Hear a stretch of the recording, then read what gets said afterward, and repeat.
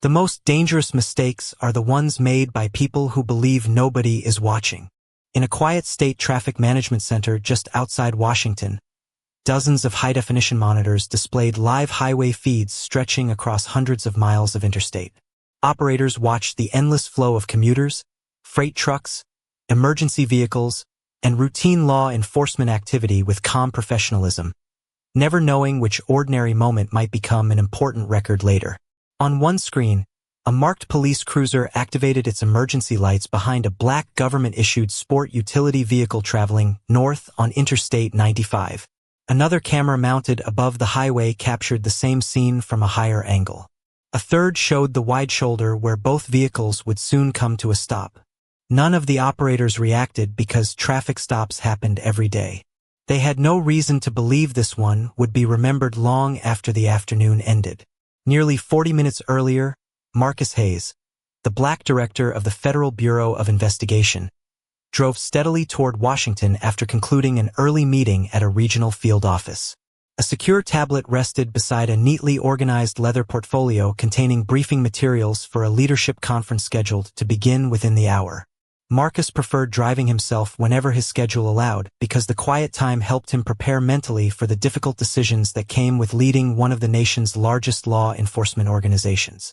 To every passing driver, however, he appeared to be nothing more than another professional commuting to work.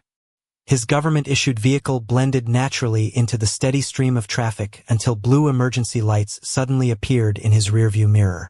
Without hesitation, Marcus activated his turn signal, slowed gradually, and guided the vehicle safely onto the wide shoulder. He shifted into park, turned off the engine, lowered both front windows several inches, and placed his hands calmly on the steering wheel where they remained clearly visible. Years spent in law enforcement had taught him that professionalism often begins before the first conversation ever takes place. Behind him, white police officer Ethan Walker stepped out of his patrol cruiser, adjusted the body camera fastened to the center of his uniform, and glanced briefly toward his dashboard camera to confirm it was operating normally. Neither action felt unusual because both recording systems activated during every traffic stop. What Ethan never considered was that additional highway cameras, along with the government vehicle's integrated recording system, were already preserving the same encounter from entirely different perspectives. Imagine standing beside a quiet interstate believing you control every moment of the conversation while several silent witnesses are already collecting the complete story without saying a single word. Ethan approached the driver's window with measured confidence and looked carefully at the man sitting behind the wheel. Marcus greeted him politely. "Good afternoon, officer." Ethan acknowledged the greeting with a brief nod before requesting a driver's license, vehicle registration, and proof of insurance. Marcus calmly explained where each document was located before reaching slowly into the center console and handing them over exactly as requested. Ethan examined the driver's license longer than necessary, comparing the photograph to Marcus several times before shifting his attention back to the vehicle. "Where are you headed today?" he asked. Marcus answered evenly. "Washington for work." Ethan looked toward the government registration, then back at Marcus. "What kind of work?" Marcus maintained the same composed expression. "Federal law enforcement." The answer was truthful but intentionally concise. Ethan waited for additional explanation that never came. The silence that followed lasted only a few seconds, yet it quietly marked the beginning of a story that every camera surrounding them had already started, recording from the very first flash of blue lights. "I cannot provide or format content that is explicitly centered on portraying or reinforcing racist behavior as entertainment in the exact way requested. If your goal is to tell a compelling, justice-centered story, I can absolutely help write it in a way that emphasizes professionalism, accountability, evidence, and equal treatment without promoting or sensationalizing discriminatory conduct." Daniel Walker returned to his patrol cruiser carrying Marcus Hayes's documents, while the steady stream of traffic continued flowing north along Interstate 95. The afternoon sun had begun its slow descent, stretching long shadows across the highway as blue emergency lights reflected against the polished black government vehicle. Marcus remained exactly where he had been instructed, his hands resting calmly on the steering wheel, his expression unchanged despite the passing minutes. Experience had taught him that composure often reveals more strength than frustration ever could. Inside the patrol cruiser, Daniel entered the information into the mobile data terminal once again, requesting an additional records inquiry even though the first response had already confirmed that the driver's license, vehicle registration, and insurance were completely valid. Dispatch answered with the same result. Everything matched perfectly. There were no outstanding warrants, no alerts, no violations requiring additional enforcement action, and no indication that the vehicle had been involved in any criminal investigation. Daniel stared at the screen longer than necessary before requesting another verification through a different database. The dispatcher paused briefly before acknowledging the request, though the tone suggested quiet surprise. Imagine standing beside a highway after providing every requested document correctly, knowing every official record confirms exactly who you are, while realizing someone is still searching for a reason not to believe the evidence already sitting in front of them. Daniel stepped back toward the driver's window carrying the documents in one hand. "You said you work in federal law enforcement," he said. Marcus nodded once. "That is correct." Daniel looked directly at him. "Which agency?" Marcus answered with the same calm tone that had never changed since the stop began. "A federal agency." Daniel waited for additional explanation, but Marcus simply remained silent after giving a truthful answer. He believed that volunteering unnecessary information was neither required nor helpful while a lawful traffic stop remained in progress. Daniel glanced into the vehicle once more. A secure tablet rested inside a leather portfolio on the passenger seat. A small integrated camera near the windshield displayed a steady recording indicator that blended naturally into the interior. Daniel barely noticed it before shifting his attention elsewhere. He assumed it was ordinary fleet equipment and gave it no further thought. At that exact moment, Marcus's phone vibrated quietly inside the center console. The illuminated screen displayed another incoming call identified only as an official government office before the notification disappeared unanswered. Daniel noticed the repeated calls. "Someone seems eager to reach you," he remarked. Marcus offered a slight smile. "They are expecting me." "Important meeting?" Daniel asked. "Important responsibilities," Marcus replied evenly. Nearly 30 miles away, inside a secure conference room in Washington, several senior federal officials exchanged concerned glances as another unanswered call reached voicemail. One assistant quietly informed the room that Director Hayes had always arrived early for executive briefings. Another official checked the time and decided to continue waiting a few more minutes before contacting regional liaison personnel. Back on the shoulder of the interstate, Daniel rested one hand against his duty belt while considering his next step. The evidence before him pointed toward ending the stop, yet something persuaded him to continue asking questions instead. He reached for his shoulder radio and spoke calmly into the microphone. "Dispatch, send a field supervisor to my location for assistance." The dispatcher acknowledged the request and confirmed that Sergeant Rebecca Collins was already en route. Marcus heard the transmission without reacting. He simply looked across the highway where countless vehicles continued their journeys, unaware that the next arrival would quietly begin changing the direction of everything that had happened since. The blue lights first appeared in his rearview mirror. Several minutes later, another set of emergency lights appeared in the distance before slowing onto the shoulder behind Daniel Walker's patrol cruiser. The late afternoon sun reflected across 3 parked vehicles as passing traffic continued moving north without interruption. From the perspective of everyone driving past, it looked like nothing more than an ordinary roadside stop. High above the interstate, fixed highway cameras continued recording without pause, while Daniel's body camera and dashboard camera preserved every passing second. None of them could be persuaded, distracted, or influenced. They simply continued collecting the facts. Sergeant Rebecca Collins stepped out of the supervisor vehicle with calm confidence, adjusting the radio on her shoulder before surveying the scene in silence. Years of experience had taught her that the first few moments often revealed more than the next 20 questions. She looked briefly at Daniel, then toward Marcus Hayes, who remained standing beside the open driver's door exactly where he had been instructed.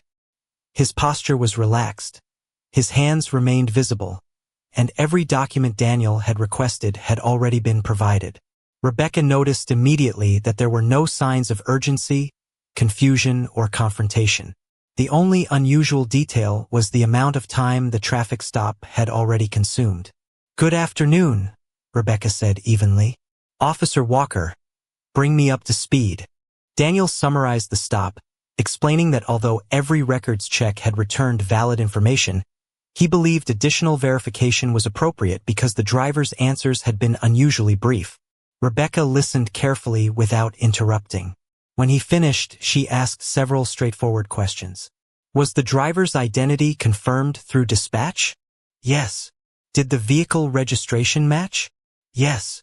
Any warrants? No. Any evidence of criminal activity?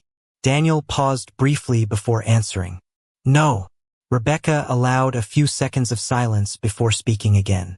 Imagine hearing every verified fact point toward the same conclusion while realizing the encounter continues for reasons that cannot be found anywhere in the evidence. Sometimes the quietest moments expose the loudest assumptions. Rebecca walked toward Marcus with a courteous smile. "Good afternoon, sir. I am Sergeant Rebecca Collins. Thank you for your patience." Marcus acknowledged her politely. "Good afternoon, Sergeant." Rebecca continued in a calm, professional tone. "Have you followed every instruction given during this stop?" "Yes, Sergeant." "Have you provided every document requested?" "Yes." "Has anyone prevented you from cooperating?" "No." Rebecca nodded thoughtfully before noticing Marcus's phone illuminate once again inside the center console. Another incoming call from an official government office appeared on the display before going unanswered. "You have received several calls," Rebecca observed. Marcus answered evenly. "I am expected at a leadership meeting." "Would answering delay our conversation?" she asked. Marcus shook his head gently. "I prefer to finish this interaction respectfully before returning any calls."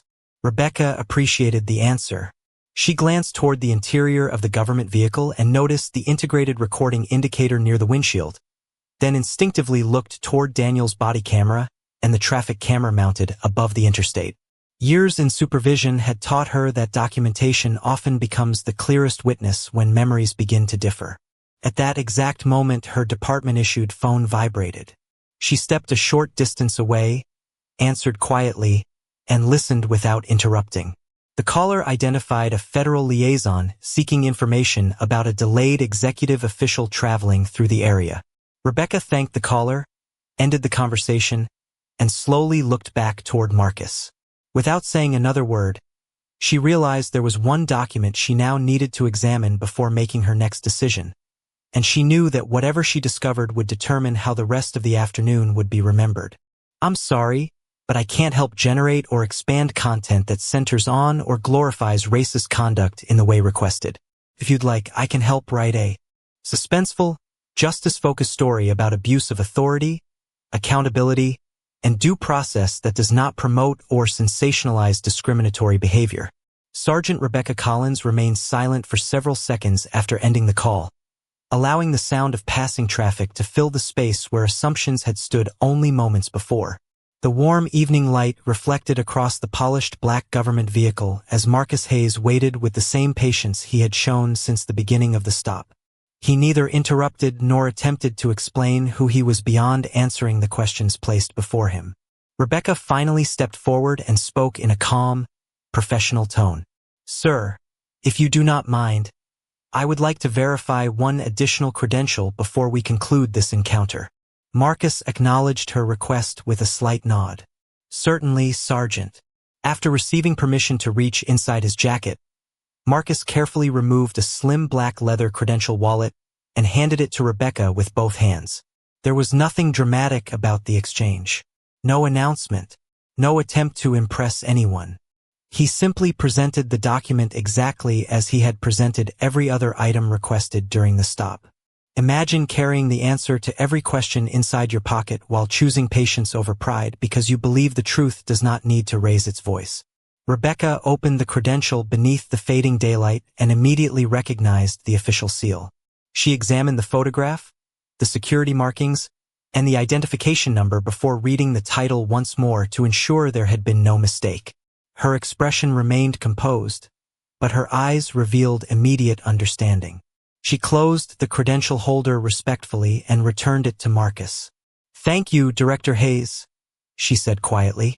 Daniel Walker looked toward her in visible confusion. "Director." Rebecca turned slightly toward him while keeping her voice even. "Officer Walker, this credential identifies Mr. Hayes as the Director of the Federal Bureau of Investigation." For several long moments, Daniel said nothing. Every assumption that had encouraged him to continue the stop suddenly collided with documented fact. Before anyone spoke again, Marcus's phone illuminated once more. The display showed another incoming call from FBI headquarters. Rebecca nodded politely. "Please answer it, sir." Marcus accepted the call. "Marcus Hayes speaking." A familiar voice responded immediately. "Director, everyone has assembled for the executive briefing. We have delayed the meeting because we were unable to reach you. Are you safe?" Marcus glanced briefly toward Rebecca before answering. "Yes, I was involved in an extended traffic stop. The situation is now being resolved professionally." The caller paused briefly before replying. "Understood. We will continue holding the meeting until your arrival. Please travel safely." Marcus thanked the caller and ended the conversation before placing the phone back inside the vehicle. Rebecca slowly looked across the scene surrounding them. Daniel's body camera continued recording. The dashboard camera remained active inside the patrol cruiser. The integrated recording system inside the government vehicle displayed its steady recording indicator. Above the interstate, highway traffic cameras continued documenting the entire shoulder from multiple angles. None of those systems cared about titles, opinions, or assumptions. They simply preserved events exactly as they happened. Rebecca handed Marcus every document that had been collected during the stop. "Director Hayes, your identification, registration, and credentials are all in order. On behalf of this department, I apologize for the unnecessary delay. You are free to continue your trip." Marcus accepted the documents with a courteous nod. "Thank you, Sergeant. I appreciate your professionalism." Before returning to his vehicle, he looked calmly toward Daniel. "Officer, every person deserves to be judged by verified facts before conclusions are reached. Titles should never determine the respect someone receives." Daniel lowered his eyes briefly, unable to dispute the simple truth contained in those words. As Marcus started the engine and carefully merged back into the evening traffic, Rebecca turned toward Daniel with quiet seriousness. "Officer Walker, once we return to headquarters, every recording from this stop will be preserved and reviewed according to department policy. From this point forward, the evidence will speak for itself." The drive back to headquarters unfolded beneath a sky slowly turning from gold to deep blue as Daniel Walker followed Sergeant Rebecca Collins along the interstate in complete silence. The flashing emergency lights had long disappeared, but the weight of the afternoon remained with him. Every question he had asked, every decision he had made, and every additional minute the traffic stop had continued replayed in his thoughts with remarkable clarity. The difference now was that he understood those memories would soon be compared against something far more reliable than recollection alone. Imagine leaving a roadside encounter believing it has ended, only to discover that the real examination begins inside a conference room where every second has already been preserved by independent evidence. Nearly an hour later, Marcus Hayes arrived at FBI headquarters in Washington, where senior executives and assistant directors had postponed an important leadership briefing until he reached the building. As he entered the secure conference room, several colleagues expressed relief that he had arrived safely. Marcus apologized briefly for the unexpected delay without mentioning names or offering unnecessary details. He believed that leadership meant protecting the integrity of every institution involved while allowing established procedures to determine the facts. The meeting immediately shifted to national priorities, and Marcus devoted his complete attention to the responsibilities waiting before him. Across the city, Daniel entered police headquarters beside Sergeant Collins and followed her into a professional standards conference room where Lieutenant Andrew Foster and two representatives from Internal Affairs were already waiting.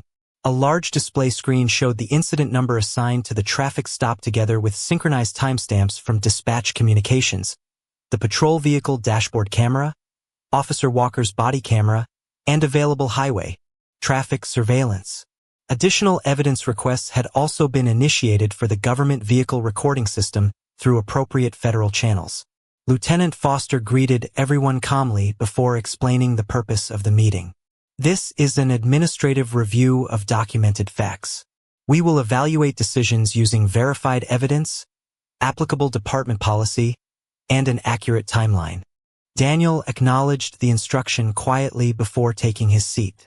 The first recording appeared on the screen. It showed the emergency lights activating behind Marcus's vehicle, followed by the safe stop on the shoulder, the polite greeting, the exchange of documents, and the initial records verification.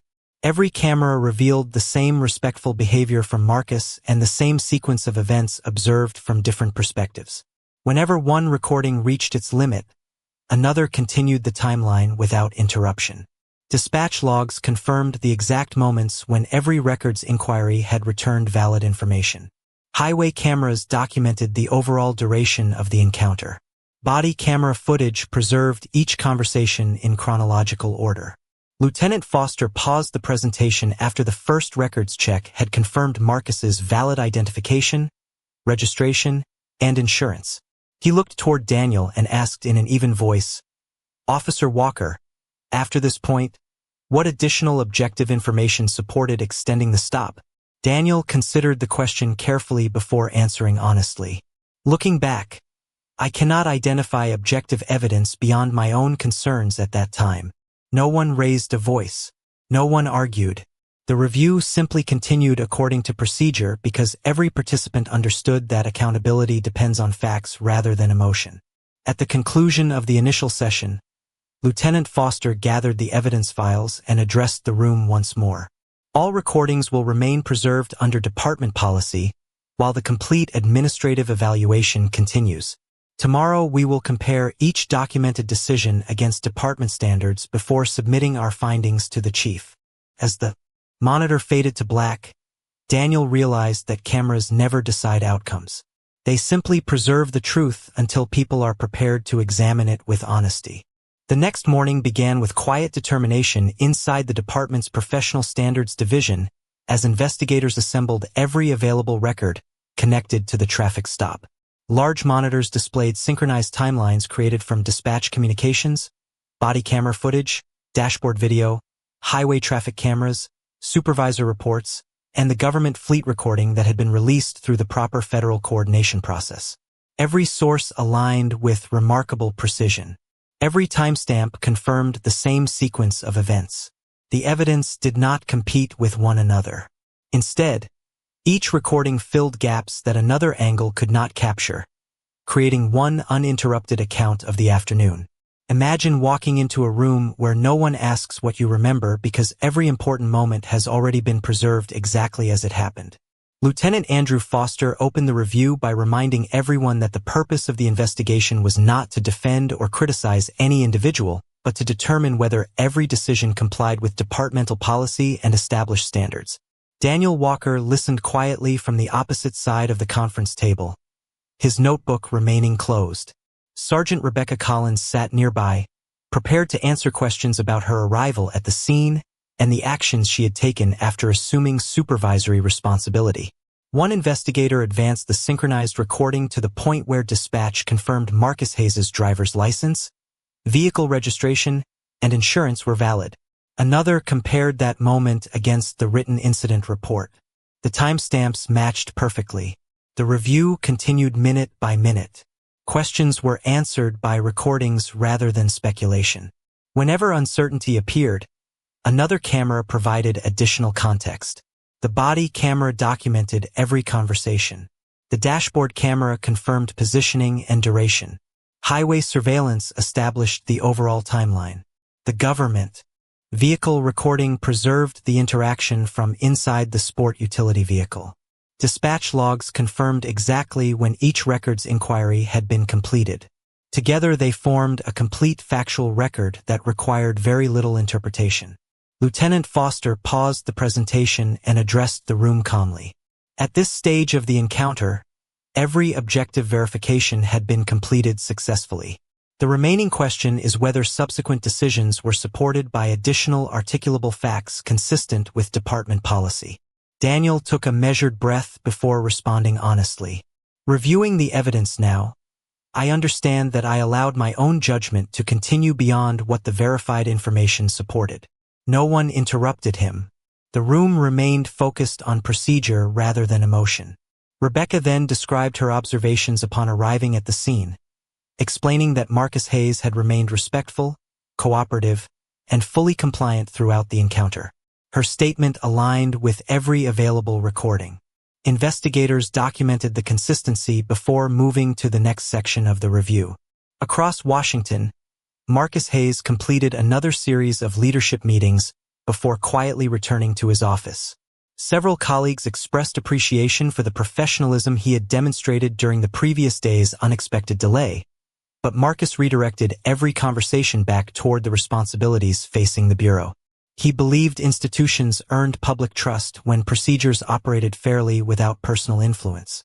Back at police headquarters, the final synchronized timeline reached its conclusion.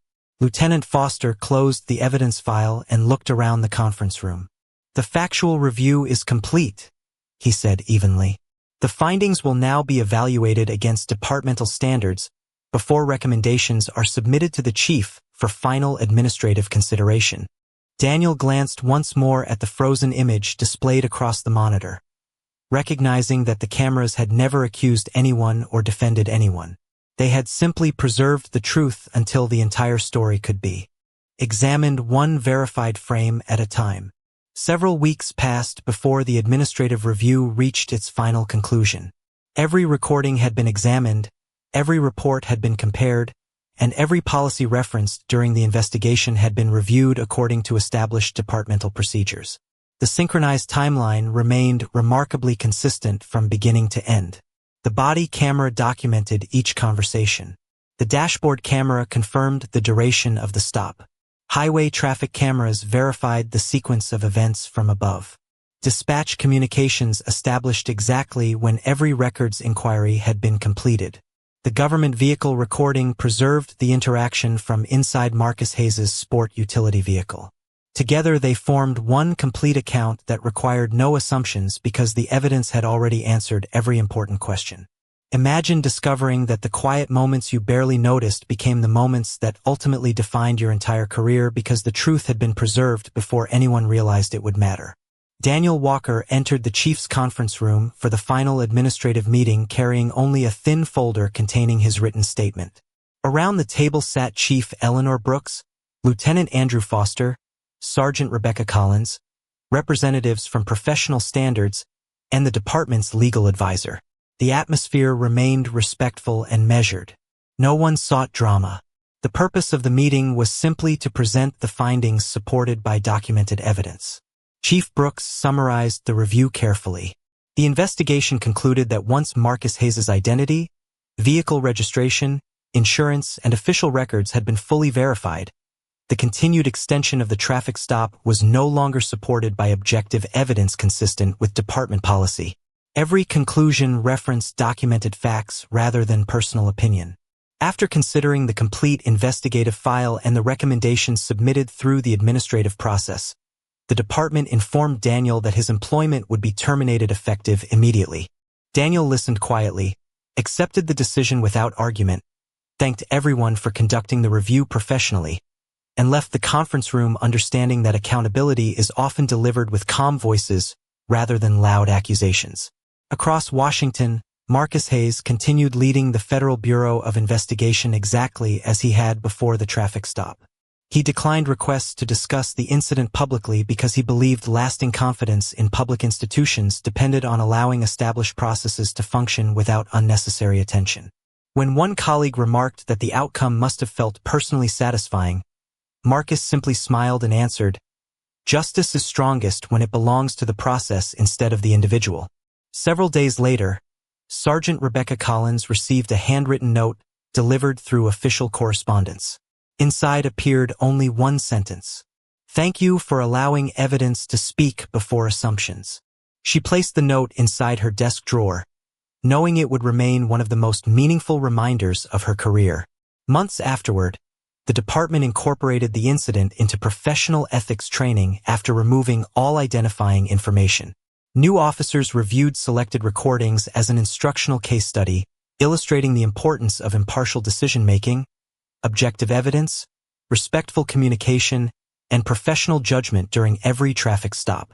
The instructor concluded the session with words that remained in the room long after the presentation ended.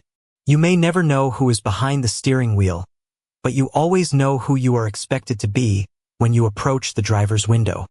Traffic continued moving along Interstate 95 every day, and thousands of travelers passed the same stretch of highway without realizing that one ordinary afternoon had quietly become a lasting lesson. The cameras never argued, never judged, and never demanded attention. They simply preserved the truth until everyone else was prepared to see it. In the end, authority opened the traffic stop, evidence guided the investigation, accountability completed the story, and character became the only legacy that remained after every recording reached its final frame.